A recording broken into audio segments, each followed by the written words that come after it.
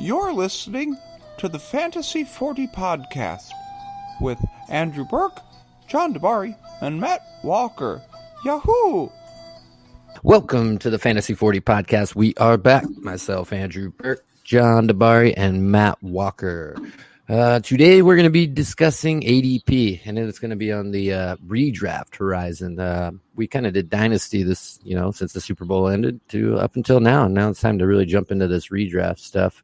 I'm in a couple right now, seasonal leagues, and it's pretty fun. I catch myself doing the old zero RB, John. I don't know why I'm doing it this season, but it's been pretty fun trying to put together rosters. You been doing anything different so far this season? Robust RB, the complete opposite. But this, if you're going to go zero RB, this is a great year to do it.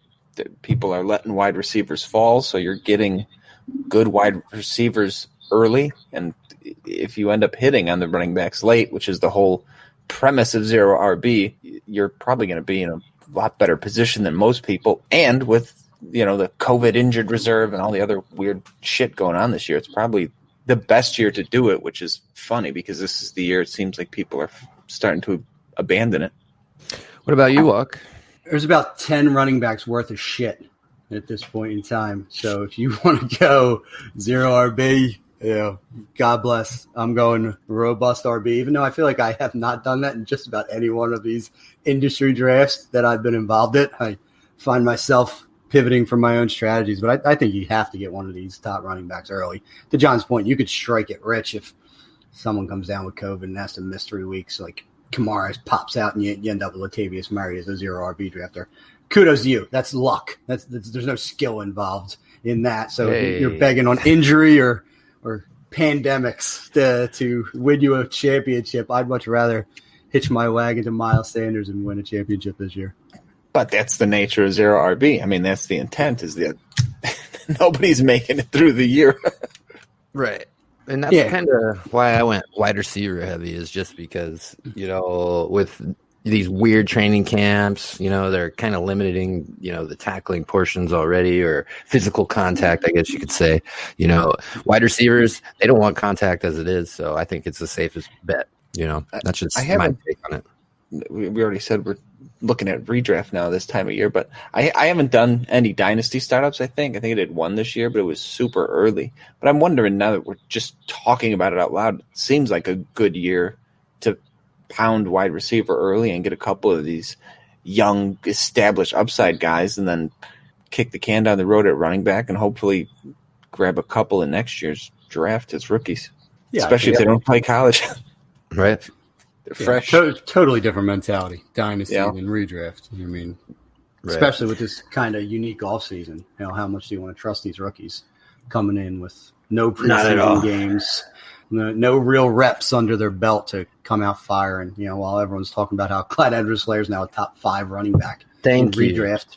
He's not getting hit by an opposing defender until week 1, which ironically enough is less than a month away from today, gentlemen, in September 10th. So we are barreling down to the week 1 of the season. So let's dive into some of this ADP, which is FFPC ADP. We're going to focus on redraft probably for the next month plus, and then we'll do our typical jumping back and forth.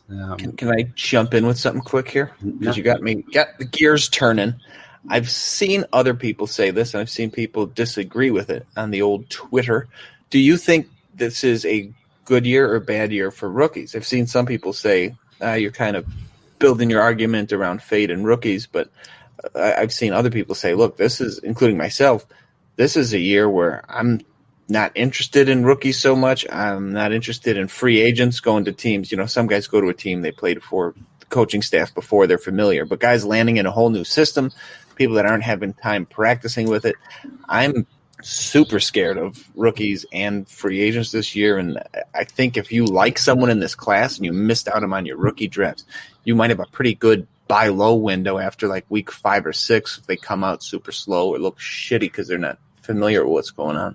Listen, it's a perfect transition. Let's dive in first and foremost into running backs, because truthfully, there's a few rookies that I wanted to talk about as far as ADP is concerned, where I believe there is value to be had, and only 3 rookies are in the top 24 in FFPC ADP right now. So it's not that laden, even though this was a really strong class. And currently, the aforementioned Clyde Edwards-Helaire, and this is going to skyrocket up, is at running back 14 overall.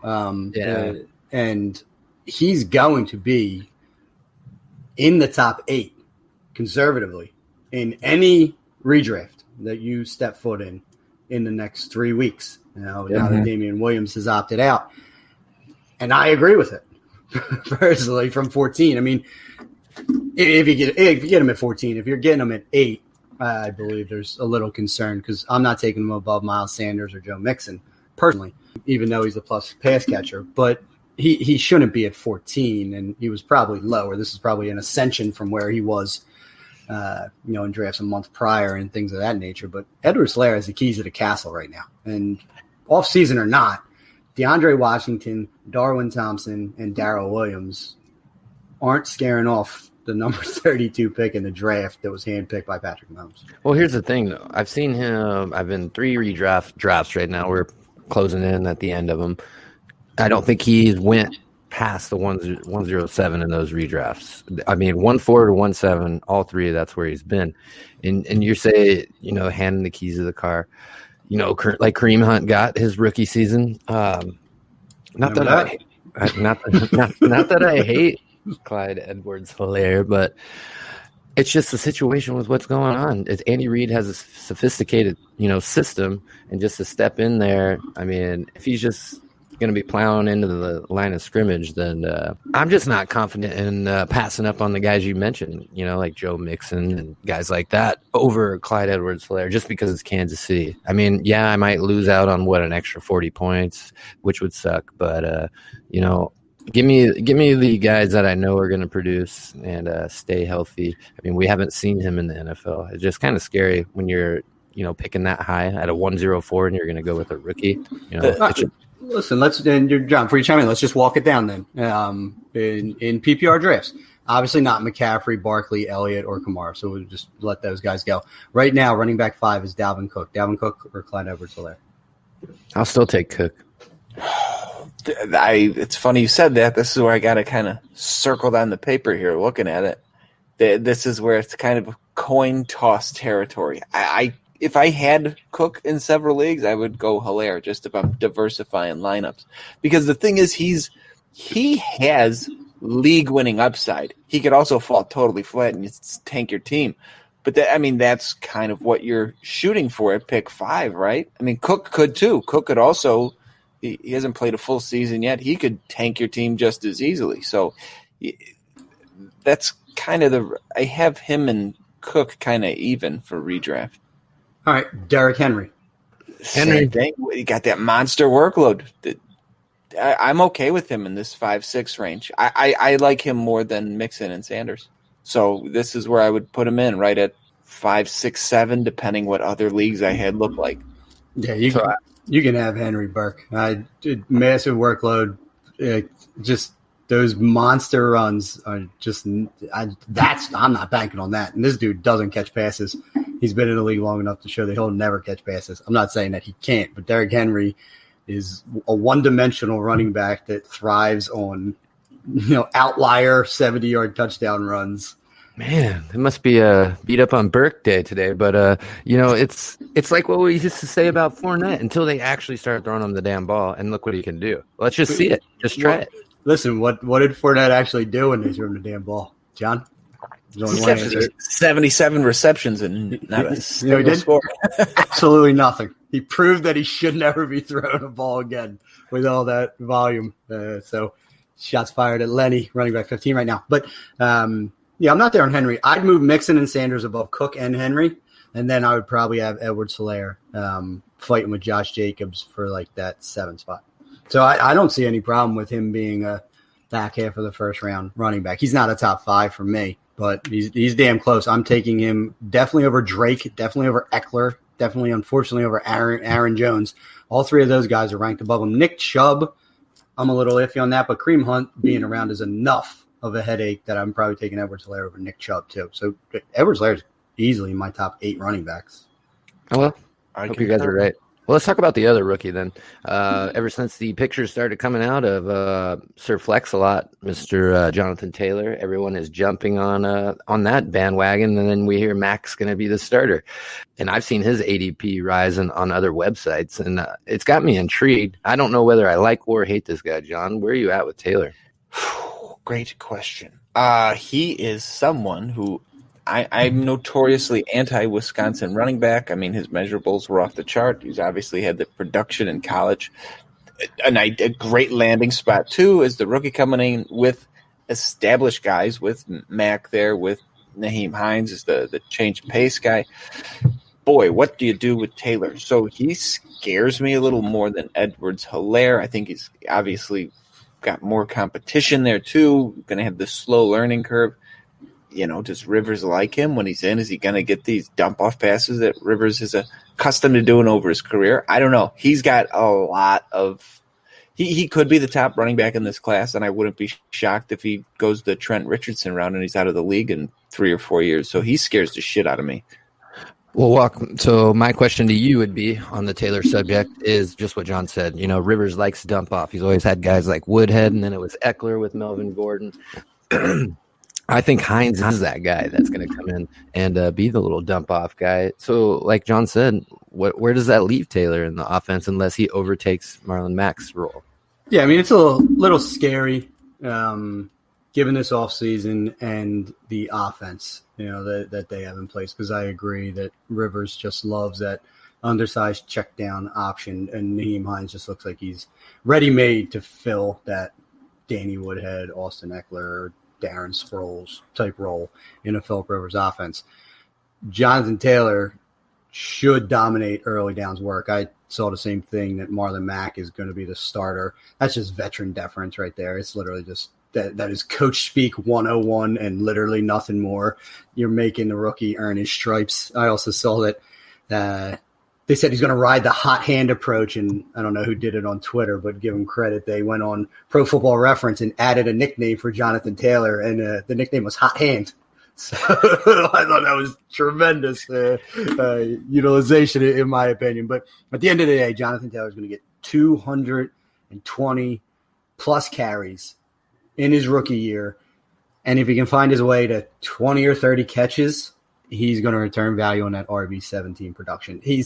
That offensive line, Quentin Nelson, the sky is the limit for Jonathan Taylor. And just because he didn't catch a ton of balls at Wisconsin, I think he has the ability. They're already propping him up and saying the running backs coach was pleased with his route running and pass catching ability in the limited amount that they've seen from him thus far. So I'm getting more and more excited from Jonathan Taylor. The fact that he is literally a gigantic human being on top of it, a la Derrick Henry, doesn't hurt at all. We just went off of Clyde Edwards-Helaire, who's like 5'8", and Jonathan Taylor's like 6 foot 225, just chiseled out of stone. I mean, he's good. Yeah. With that line, he's going to wear down teams. I believe that they're going to be very run heavy.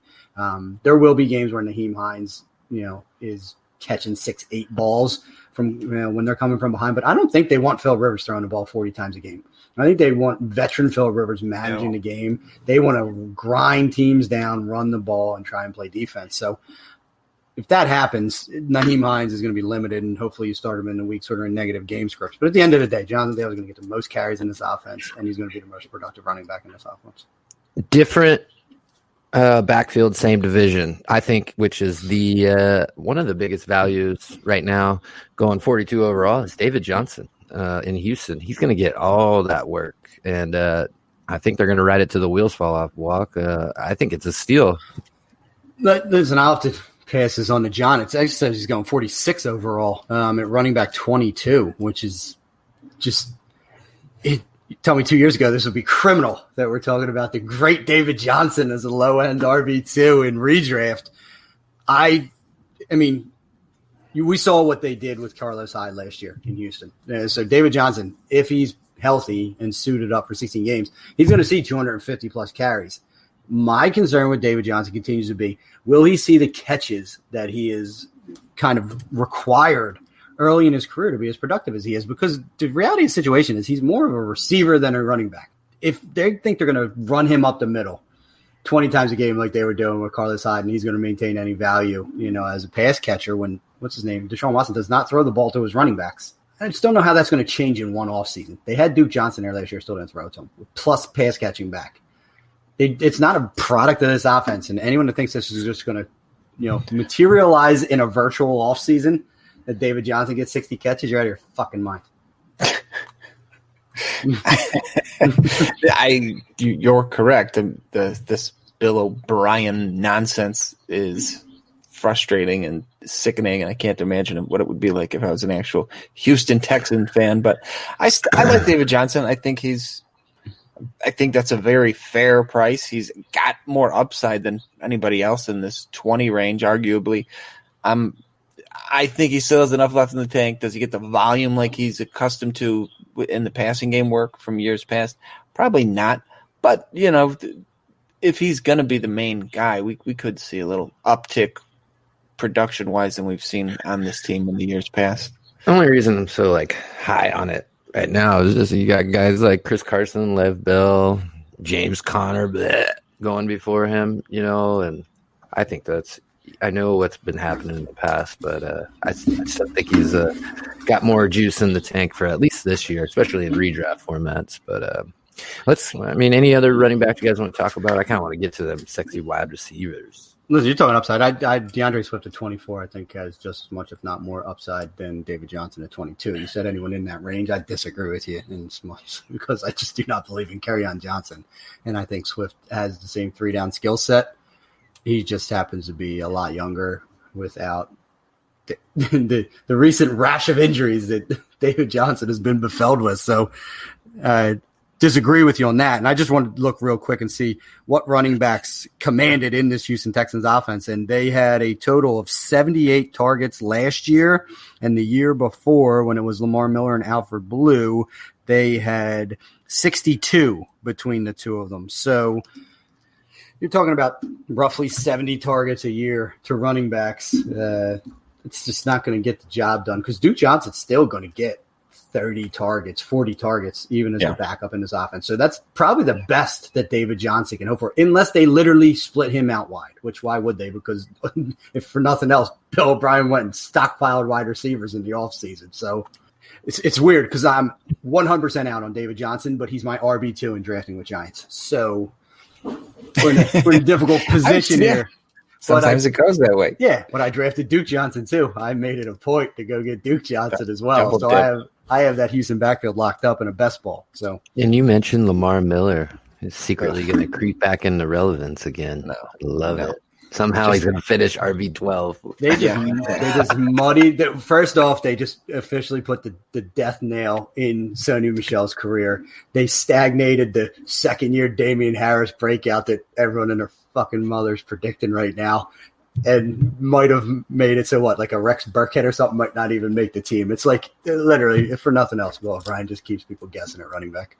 Bill Belichick. Did you have one before we shift gears? Yeah, the only other running backs that I mean, there's obviously some sleepers if you want to dig down deep enough, but in running backs 39, 40, 41, Tariq Cohen, Phillip Lindsay, and Jordan Howard, who obviously 2 picks later is Matt Breida. So depending on standard or PPR leagues, you could just flip them around. But I like all 3 of those guys, or 4 if you want to include Breida and Howard interchangeably. But I like them at that price. I think they have RB2 upside, running back, 24? I think they're all going to finish the year in the top 24, to be honest. So I really, as I've done more of these redraft leagues throughout the last couple of weeks, those are guys who, as the drafts has come to me that way and I see them on the clock, I've been able to go running back early, go back to wide receivers, and then be able to back up the early picks at running back with like Cohen and Lindsay or Lindsay and Breida. And I've been thrilled with those teams. So I really like them, and I think they're way undervalued, all of them. Yeah, you've been stamping for some of those guys for the last few months now. But there's a few guys that are just my guys that I think are still going fortunately. Zach Moss, 46. Antonio Gibson at 53. That's going to absolutely skyrocket. Yeah. Redraft Joshua Kelly at 61 and my boy Jerick McKinnon at 68. They're all free. I mean, that's literally a low-end running back 4 through just bench depth. And I think each and every one of those guys will return twice their value draft day. I truly do believe that Zach Moss can finish as a top 30 running back this year easily. And the other guys outside of top 50, cut it in half. They all can be low end or high end running back 3s, if the cards fall right for them. So keep those names on your radar. Yeah, I've gotten a few Jerick McKinnons. Damn right you have. Picked Tevin Coleman a little bit ago. All right, so we'll go to wide receivers. I think we're all on the same page thinking Devontae is probably going to be the wide receiver 1. So obviously between him and I don't even want to, Michael Thomas. Man, I don't not like that guy. But anyways. Seems like something personal happened. It did. I think I'm just curious, and I want to start here in Arizona with the DeAndre Hopkins move in there. I mean, it's not that he's fallen off the face of the earth, but instantly is dropped in ADP just by going to Arizona with Kyler Murray. Obviously, Larry Fitz is there, but are we just thinking that he's not going to get all the volume that he was in Houston, or why do you think he dropped so far? I think it's volume. Houston, he was just peppered with targets. Here, they're going to spread the ball around. I'd be shocked if he got more than 135 is I think his ceiling there. And I don't – the only way that changes is if that offense turns into what they want it to be and they're just running a trillion plays a game, because then everyone would see there'd be more pass attempts. With more pass attempts, there's more targets to go around, and then I could see – what's the saying? High tide lifts all ships. So if the offense is clicking and they're running, what the fuck did he want to do? 80, 90 plays a game? Something ridiculous was thrown out last year. If they're doing that, he will get that volume we saw in Houston. But if they're the same offense they were last year, it's just not in the cards for him to get the same volume as he saw in Houston. I see what you did there. It's not in the cards. Ayo! Unintentional, but shit, now I wish it was on purpose. That was good. What's your thoughts, Walk? I mean, he's wide receiver 4 right now, so it's not good, like an epic fall from grace. He's had 150 more targets since overall, as an overall draft pick is what I'm saying. I mean, he's dropped quite a bit. Sure, yeah, he was a consensus first round pick before, and now he's kind of early second round pick. But the kid just turned 28 years old, for Christ's sake, and people are putting him out to pasture. I'm a huge Kyler Murray fan. I think this offense is poised to explode this year, and not that he walked away from a bad quarterback in Deshaun Watson, but he sure had shitty quarterback play in previous seasons where he was being peppered. He's far and away the best wide receiver in this offense. I mean, Larry Fitzgerald is nice and all, but he's a possession guy at this point. Christian Kirk's going to fall into the ether. Andy Isabella is going to disappear. Maybe Kenyon Drake does something. DeAndre Hopkins is going to get 150 targets again this year, John. He's amazing. He's arguably the best wide receiver in football, and they traded for him. They're not just going to be like, okay, now we're going to minimize your targets. You better be happy on your 7 or 8 targets a game. No, he's going to be looking at upwards of 10 targets a game in this offense. It's the same reason that David Johnson is going to happen in Houston is why DeAndre Hopkins is going to happen in Arizona, because he fucking has to. They traded for him, so you have to make sure that you integrate that piece into your offense, or else you look like an asshole for trading for him. So I think you're underestimating how often these guys look like assholes. Well, listen, Bill O'Brien by all accounts, but we all know how stubborn that dude is with a running back, and so that die has been cast. DeAndre Hopkins is a special human being, and just the Kyler Murray deep ball is going to be a thing of beauty this year. DeAndre Hopkins 1,500 yards and 10 touchdowns this year. There it is. You heard it here first. I'm going to slide down a little bit. I picked this guy in one of my drafts in I think it was 9, 12 or something like that. And it's Mr. AJ Green coming back from injury. Looks excited. And then there was a little puff video. Did you see that? I know you did. Oh, you went way down the list. I did. Well, I mean, skip like 5 guys I want to talk about. I just you could go back to. I want to talk about Mr. Green. He just disrespected. I mean, obviously there's reasons for it, but I mean that's value to me. When a guy, I think it's fair. I mean, the injury concerns are priced in, so you're obviously if he's 100% healthy, and we saw him. When was the last time he played football? Even so, you know what I mean. 2018. Jeez. Early 2018 at that. Yeah. So that's, I mean, it's a little concerning. We know what the upside is. The upside is a easy top 12 finish, if not higher than that. So the upside's there. You're getting him at a discount because nobody thinks you're going to get 16 games out of him. So I think it's a fair price, and obviously it's a high upside move. I love AJ Green. And yes, he's going to light the NFL on fire this year with Joe Burrow, who rookie year is the best quarterback that AJ Green has ever caught passes from. This is literally like Allen Robinson argument 2.0. Like, sorry, Andy Dalton. Joe Burrow is just going to be precision targeting AJ Green back into dominance. AJ Green has wide receiver 1 in his range of outcomes this season, and at wide receiver 31, he's a no-brainer wide receiver 3 pick on any redraft team. 100% couldn't agree with you more, Burke. Oh, thank you. I will take the risk. I feel so much better now. You guys are making me feel like shit earlier, but walk. Since I shit before, so. Since I skipped over some guys, why don't we go back and talk about who you want to talk about? I've seen a couple highlighted guys here. I hope it's not the first one, but yeah. Well, listen, I only negative highlighted one guy, and it's because he needs to be talked about as well. And it's Mike Evans at wide receiver 7. No, incorrect. It's not correct. It's not.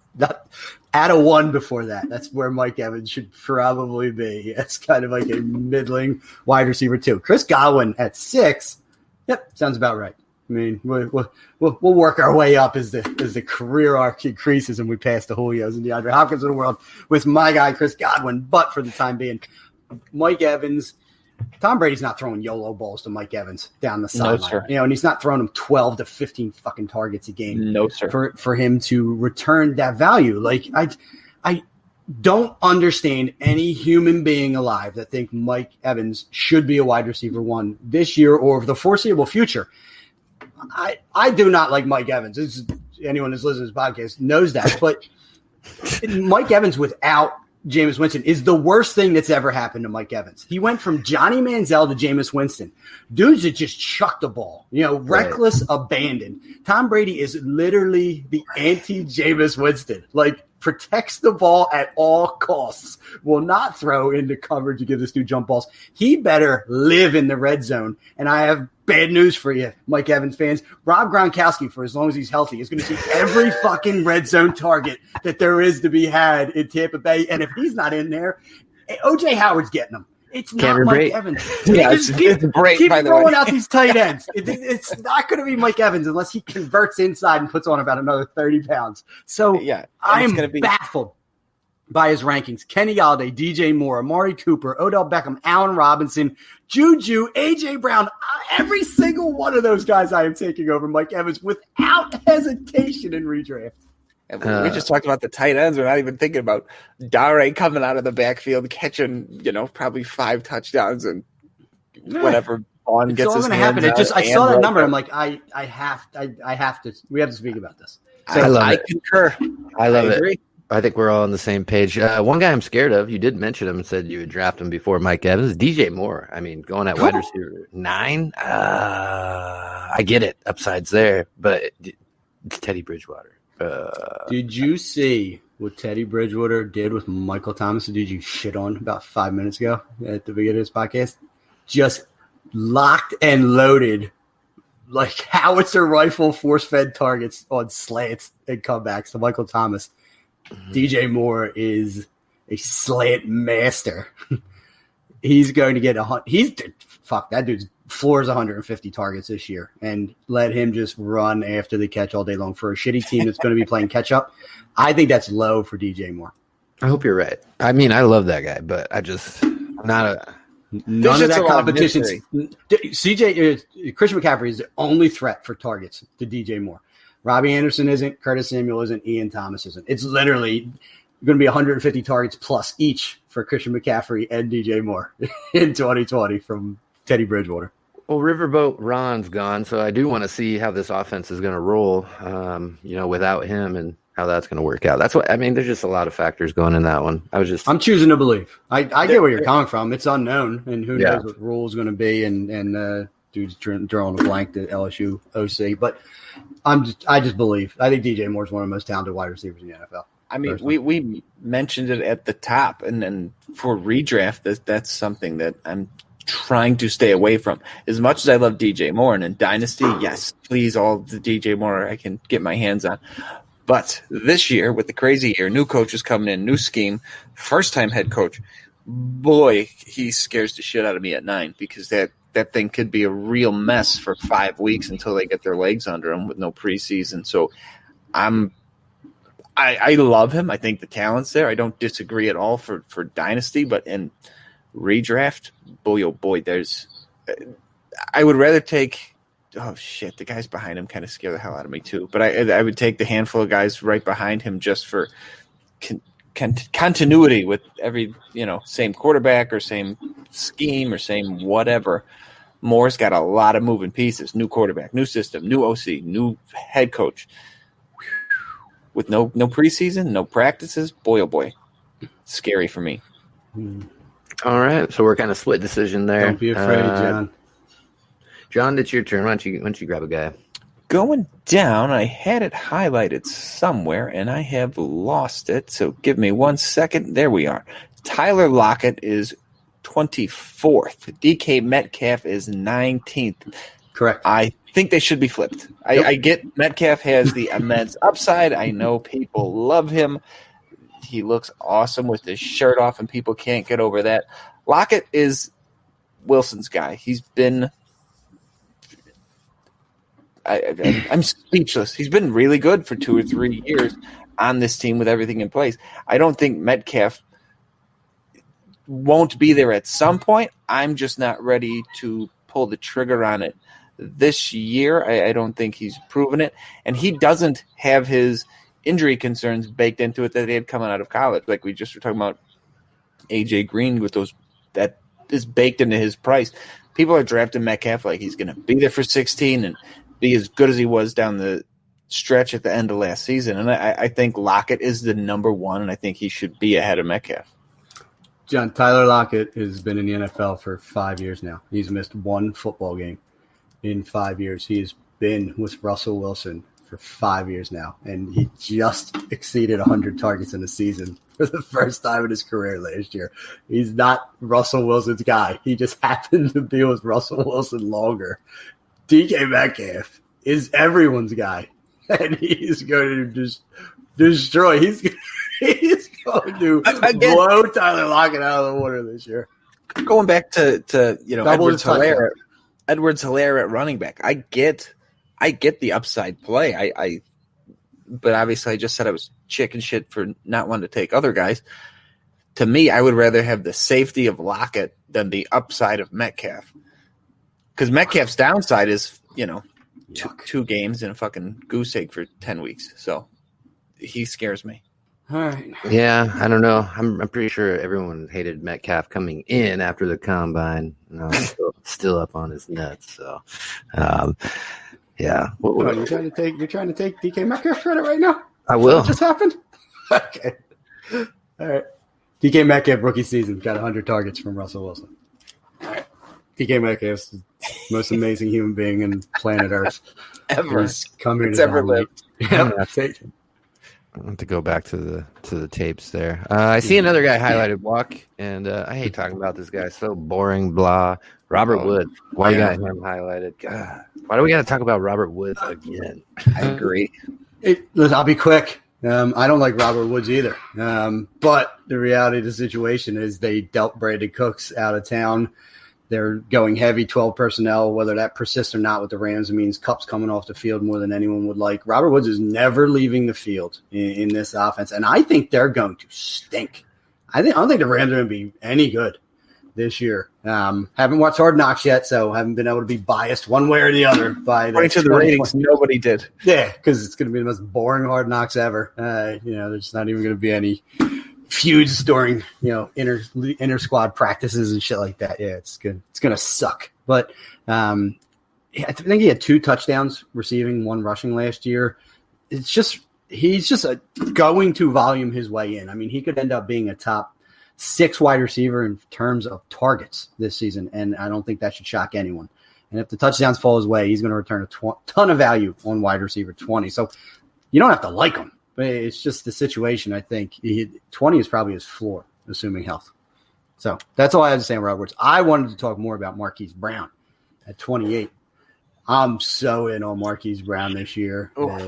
It's maybe he gets dinged in full PPR. I'll buy that. He's never going to be a volume guy. But reports come out, he's put on significant weight in the offseason, and I think he could stand to have put on weight. I don't think that's going to really diminish his speed any. He was, 170 pounds at the combine. So now he's tipping the scales at a bantamweight, or just making that shit up. I know nothing about boxing. 185 pounds or whatever it may be at this point. He's good. I mean, he can cruiserweight. That's lightweight. Cruiserweight. There it is. He's now a cruiserweight, for Christ's sake.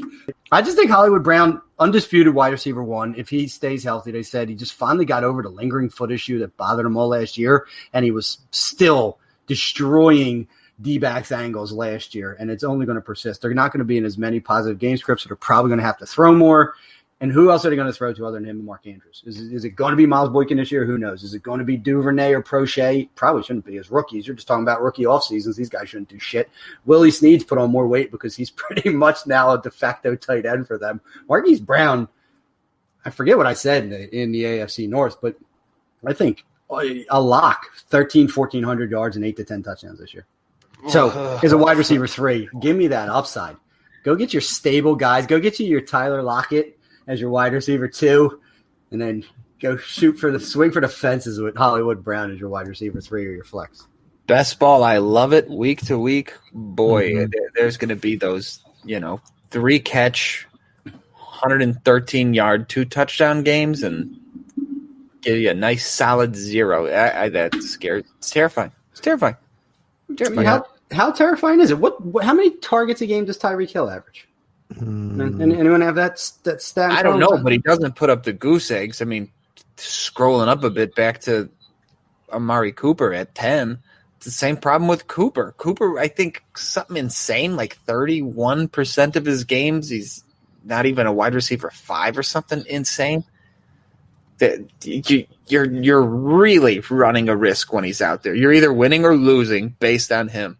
Hold on, you brought up Amari Cooper? Is that who you? Yeah. Well, Mark Cooper's wide receiver 10 right now. I'm talking about wide receiver 28, who's the wide receiver 1 on the team. I don't disagree. The upside is there with Brown on any given week, but good luck figuring out which week it is. I'm starting him every week. Here I come. Yeah. Just immense amounts of titles. Just because they'll probably both be on the clock if you're there where you're taking Brown. Tyler Boyd's right behind him. Tyler Boyd may not have that, 25-point game in him any given time, but Tyler Boyd's never going to get you a goose egg. Can't say that about Brown. No. And I'm not even exaggerating. It's that's what I want. Legit 0. I want to eat bologna sandwiches every day for the rest of my life, John. That's what I want to do with Tyler Boyd. One thing we know is Walk when he picks his guy, he will die on that hill. So I think we just might as well. Sorry, I didn't catch that. See, she didn't even catch that bologna sandwich.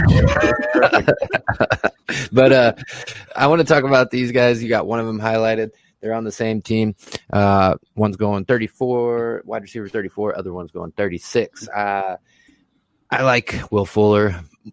I get it. I don't know what's going on this year. Now I'm thinking about it, man. I'm picking a lot of injury-riddled guys, which I usually stay away from. But when Deshaun Watson came out and said Will is going to be the guy, I bet he plays 16 games.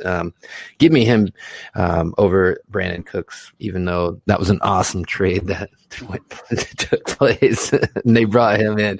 But I've been watching Will Fuller highlights the last couple of weeks, trying to really see. And the guy's explosive and supposedly stronger, faster, better. Let's see it. And I like him over Cooks. Yeah, I think he didn't even start on the PUP, which is a huge win for Will Fuller. I think after he had like off-season surgery. So I agree with you. The stars are aligned for this guy. He has the rapport with Deshaun Watson.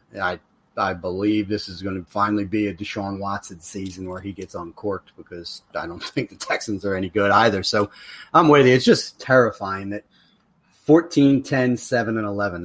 That's Will Fuller's games played over his 4-year career. You want to talk about, volatility? John's reply is going to be, well, when he's hurt, you don't have to start him, so you're not going to have to worry about those goose eggs. Well, he's going to get hurt. I mean, if there's any certainty in Will Fuller, it's he's missing games this year. So while the upside is there, I'll take the 2-point discount in Brandon Cooks, who just gets like 1,000 yards and 6-8 touchdowns every single year. I mean, just pencil it in again. Even if he's a wide receiver too in Houston, if he can stay on the field, and his only issue has been concussions thus far, he's going to return a ton of value as well. Cooks has come into situations before and gelled right away with plus pass catchers. I mean, he didn't realize any fall offs going from Brady, Breeze, Goff. So why would Watson, be an impediment to production for Brandon Cooks? And I don't like Brandon Cooks either, but he's just another guy that at the wide receiver 36 is value in my opinion. And he's going 13 spots after Will Fuller. And then the third guy in there, no one even talks about. I know he's old, but Randall Cobb's all the way down at wide receiver 74 as well. It's crazy. Free. Yeah, and there's value in having him too. Yeah, that's John's type of guy where you go so far down the list, it's a dude that'll never get drafted in a typical 10, 12 team redraft, but that's the guy John loves. Randall Cobb. Hey, listen, you want a PPR guy. I highlighted Sterling Shepard at 50. I think Sterling Shepard's the receiver to own in New York this year. And then our boy Anthony Miller at 54. Foles wins that job. There's absolutely no way that Anthony Miller ends up as wide receiver 54 at the end of the day. We're probably talking wide receiver 34. All right. For a floor. You brought up Sterling Shepard as a PPR guy, and just looking at all three of the Giants' top receivers are in the same group. Slayton is 43, Shepard is 50, and Golden Tate is 60. And I actually might flip that totally for redraft. Slayton, we're well aware. I was on him last year. I think the hype is way out of control now that they have a fully healthy receiving core. He's still going to have a role, but he's probably the guy who's coming off the field when they just have two receivers out there.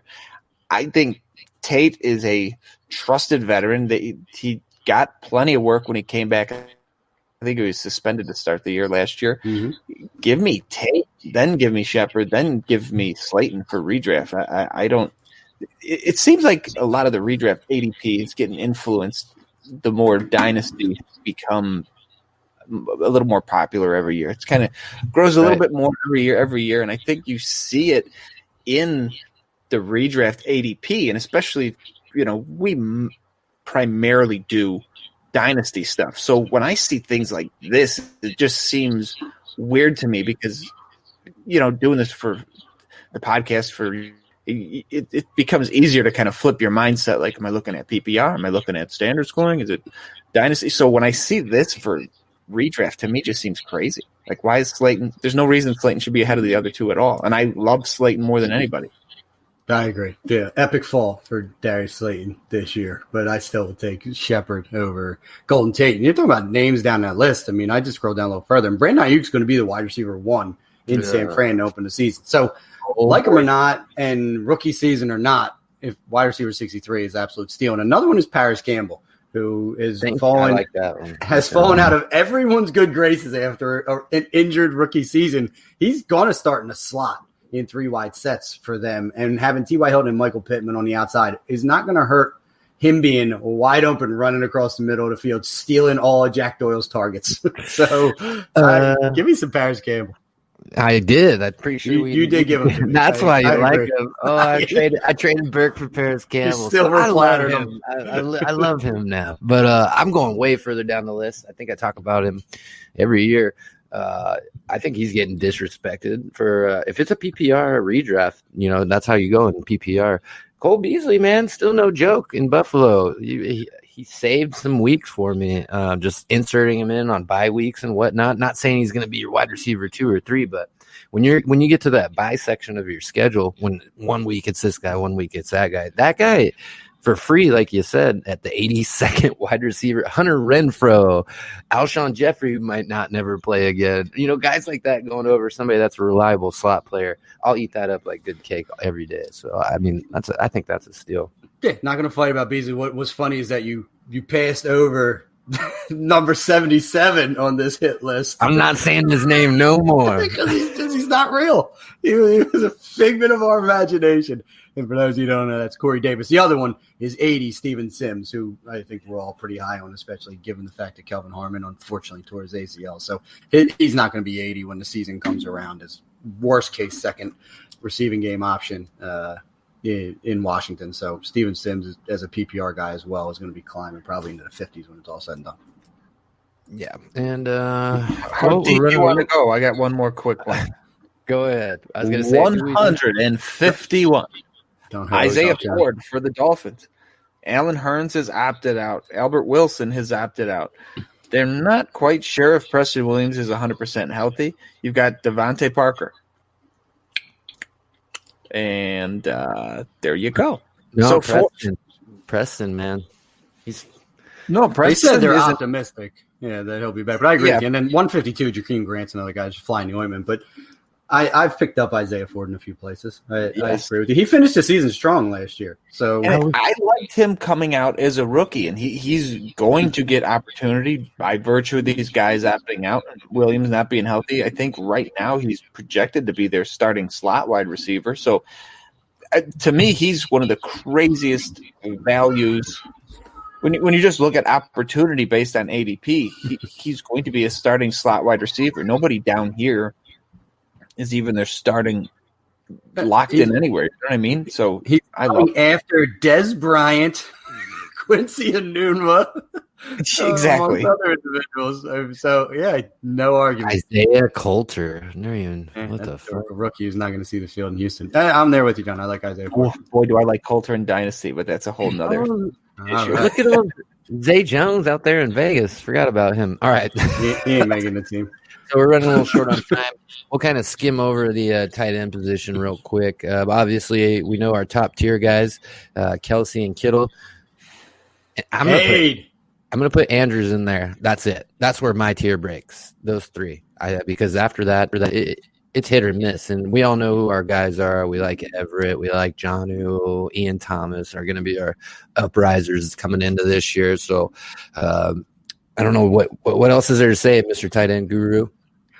Yeah, I mean, you touched on a few. I mean, the fact that Jonnu Smith is tight end 16 is just it's an affront on my sensibilities at the end of the day, and everyone should be ashamed of themselves. I mean, Dallas Goedert, the tight end 2 in Philly, is being drafted in front of him, and I think the future's bright for Goddard. But with Ertz there, it's still just a cap ceiling. Jonnu Smith over him all day. Jared Cook, now that they added Manny Sanders and the touchdown rate that he experienced, I like Jared Cook, but Jared Cook, I'm not taking him over Jonnu Smith.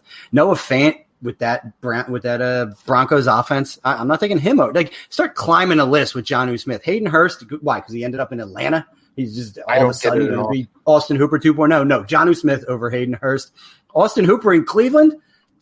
Sure, I noticed Stefanski's offense kind of caters to a tight end, but it caters to 2 tight ends, and they have fucking 3 of them there. So they have 57 tight ends, yeah. So, I mean, second only to Chicago Bears as far as tight end depth is concerned. So you want to take Hooper, so be it. Mike Gesicki, who was like trending like busty, for like a year and a half, and then all of a sudden like the stars aligned for him after Preston Williams left too. It was kind of like the Devontae Parker corollary. I'm taking Jonnu Smith over Mike Gesicki as well. Tyler Higbee, I've spoken enough about Tyler Higbee this far. If everyone just thinks he all of a sudden became the best tight end in the NFL, have fun with that. Jonnu Smith over him. Jonnu Smith is probably in my top 8 tight ends for redraft this season, and that's not even hyperbole. I believe it. He's going to be the second pass catcher in Tennessee. They're going to throw it more than they did last year because they're going to fucking have to, because they're just not going to be that efficient.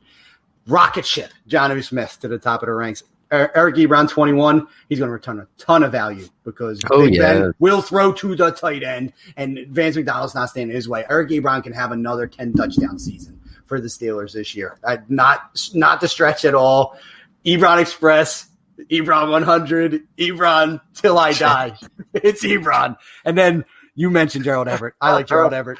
I like Gerald Everett more than Higbee, but then there's other names down there like Greg Olson in redraft, just free money at the end. He's listen, you can hate him all you want.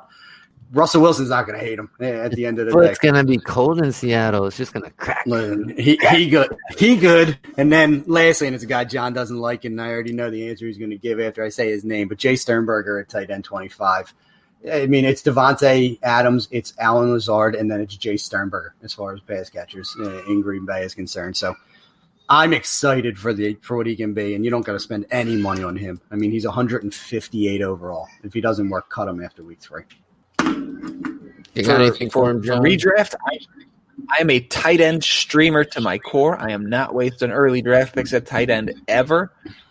A couple of late ones and then hammer the waiver wire throughout the year. But if you go 0 tight end and you get to rounds 11, 12, 13, 14, 12, 13, 14, 15, in that range, you can come out of this with a lot of the guys Walk just mentioned. Would you be happy streaming between Ian Thomas, Chris Herndon, Sternberger, and Greg Olson? I bet you're going to be much happier with your team having to pick between the 4 of them with the value you're getting at running back and wide receiver early in the draft than if you burn an early pick on Kittle or Kelsey and then struggling to back them up with Will Dissly. Like, no, thank you. So I like that whole group too. I like that. What are the tight ends? Will Dissly. So,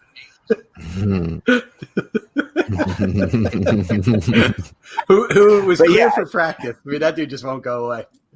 Yes, but yeah, I agree with a lot of the names you mentioned in that round 11 through 15 range.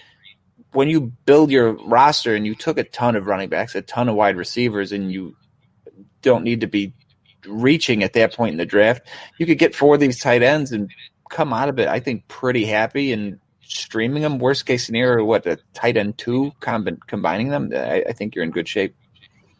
Yeah, I'm going to be a homer this year, and every draft I'm in, I'm trying to grab Blake Jarwin down there. He's 17 tight end off the board. I think the offense is just going to be explosive overall. Dak spreads it out pretty good, so I think. But I like your strategy, John. I think Mark Andrews is falling into my lap in a lot of these drafts, so I have to grab him. But I like to wait as well. In drafting with Giants, George Kittle was sitting there at the second round for me, pick 24, and I was like, fuck, I gotta take George Kittle, right? Like I already started with Saquon, my first pick. I had Christian McCaffrey, so I was like, let me pair him with possibly the tight end 1. Well, then I end up getting Hawkinson in the 13th round and Jay Sternberger in the 18th round, and I'm looking like I wasted the second pick on George Kittle. Because I regret it. It's a tremendous regret. Listen, all the more reason why I shouldn't have done it, because like you said, you can find tight end points. And if you told me I was getting Hawkinson and Sternberger where I did, there's a 0% chance I'm taking Kittle at the 24th overall pick. I'm going to probably hit another running back and go running back heavy, and I'm sure there's a tie-end wide receiver that I didn't end up with there. I did take DJ Moore. My turn back. So I got my boy DJ Moore. But if I got a DJ Moore to end, I mean, who's going around him as a wide receiver? You tell me I got DJ Moore and Kenny Golladay with those tight ends? Feeling pretty dangerous at that point in time. Right. Well, you got 2 Lions. Ugh. We got about 2 minutes here, so we're gonna do a fire sale here at the quarterback position. Honestly, when you're in redraft at the quarterback position, you're either going to wait or you're going to pick early to get the Mahomes, Lamar, and Jackson. That's pretty much the only 2 routes you can go. But there's always going to be those guys in your league, reaching for a Dak or a Kyler. I don't know if Kyler considered a reach, but what's funny to me is 24. I'm looking at the list, 24 through 37. Some of those guys are starters. Some of those guys are the QB2 on their team. All could be either lose their job or gain the job during the season. So if you're in a super flex and you get to the 24th QB, you're in trouble. Especially if you only have one QB. I mean, it's got Minshew, Rivers, Darnold. Who knows what's going to happen with Cam? Derek Carr is going to lose his job. Tua might not start the season. Dwayne Haskins is kind of, who knows. Tyrod's going to probably lose his job to Herbert, Fitzpatrick, Foles, Trubisky. I mean, none of those guys I want. What about you? I kick the can on quarterbacks even further down the road than I do with tight ends in redraft. So I'll be the 18th quarterback off the board. Give me Ben Roethlisberger. I'll take Rivers as my backup, especially, redraft. The age doesn't matter. None of that shit matters. I would be super confident going into a redraft season with Big Ben and Rivers as my two quarterbacks and not even sweating it. I will never draft a quarterback until every team already has one and the backups start going. So QB 13 is like where I even start looking, and which is Stafford, who'd be gone. So Daniel Jones, Mayfield, Goff, Burrow. I don't really love any of them. I like Roethlisberger better for a year. Tannehill, Garoppolo, Locke, Teddy B, Cousins. Give me all these guys over the earlier ones, like I said, with tight end. With the depth I'm able to build at running back and wide receiver, it's not even close for me.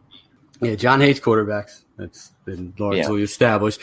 We've discussed Rivers ad nauseum. I think Rivers is appropriately placed in that end of the second tier in that 25. I just don't think he's going to throw it as much as everyone wants him to. But I'm with you. I don't want to reach for the top guys. I think it leaves you just susceptible to other positions, and you can cobble it together. If this isn't a super flex, why reach for quarterback? I mean, you want and need Lamar Jackson to have his other, another 1,200 rushing yard season, to return, the value on the position. Mahomes 50 touchdown season. These things have to happen where you're drafting them. They don't have to happen with Jared Goff at quarterback 16. The Rams just have to suck, which I think they're going to. So he's going to throw the ball a lot. I think Joe Burrow, quarterback one. So, yeah, give me him over Roethlisberger. Roethlisberger's a fucking statue back there. And coming off of a never-happened-before quarterback elbow injury, you play that game. You're talking about being risk-averse. We were talking about players earlier, and you take a dude that's coming back off of major elbow surgery and a 40-some-year-old and two statues back there at the quarterback position. Not for me. Both those teams are going to be super run-heavy. But I agree. Everyone else in that list, so be it. Tannehill, Garoppolo, Locke has some upside. Cousins. I like Minshew. I think their Jags are going to suck, but he has some talent around him. DJ Chark, Laviska Shenault, whatever Leonard Fournette can be. Chris Thompson out of the backfield. They still have D.D. Westbrook, your favorite player in the NFL, John. Josh Oliver, if he's anything. I like him. Minshew's a surprise. Minshew is a top 12 quarterback. No one should be shocked because he'll run too. He'll give you 20 or 30 yards. Minshew caught COVID and got rid of it in the same day. COVID knows better. Don't mess with that, man. It was just in his mustache. He had to flick that shit out. Yeah. But he just brushed it off. I'm with you. And Cam Newton at 27. If when it actually comes, like, yes, he's the starter with the Patriots, which he is the starter with the Patriots. Right. He's not going to be quarterback 27. He's easily going to be in the top probably 15 quarterbacks. Yeah. So he's going to jump up to the point where I'm not going to take him at that point in time because there is risk with him as well. But there's some guys down there, and Derek Carr, you took a pot shot at, and none of us like Derek Carr, so I'm not going to defend the guy, but you just reminded me that I'm going to need to handcuff him with Marcus Mariota and draft him with Giants because he's my second quarterback. So I'm just going to have to cue that one up to make sure I got the Vegas Raiders quarterback under my belt because I think there's going to be some yards to be had by whoever the quarterback is. I say week 3. For the Raiders. You need to get on the old YouTube and watch John Gruden's quarterback camp with Mariota and how much in love he was, and then you'll be like, "Is there a way?" Mayock was slaughtering all over him. Yeah, that he was like this bulletproof prospect. While he was still a commentator. So I'm there with you. I forget when it was when we did the Raiders. I think my bold prediction was that Mariota's the starter by week. I think 3. 10. I said 3. You went bolder. They're not wasting any more time. No, they're getting it out there. So we shall see. Yeah, especially with the new stadium, and there's going to be some empty seats this year. All of them. They're all empty. The Cowboys have declared that they will have fans in the stadium, and at whatever capacity the state of Texas allows, which right now is like 50%. But everyone has to wear masks. There's no exchange. It's all cashless transaction. It's all. Listen. Apple Pay. We're looking for a sponsor. We'll endorse that. All right. Mm-hmm. Well, that'll shut it down for our little pre-redraft extravaganza. I'm sure we're going to be coming up with some cool games now. We're into the fun part. We'll play some Guess Who, Why Do I Suck, stuff like that. Please tell me. Games of that nature. But this is a great time of year, especially with the season supposedly going to happen. All of our fingers are crossed.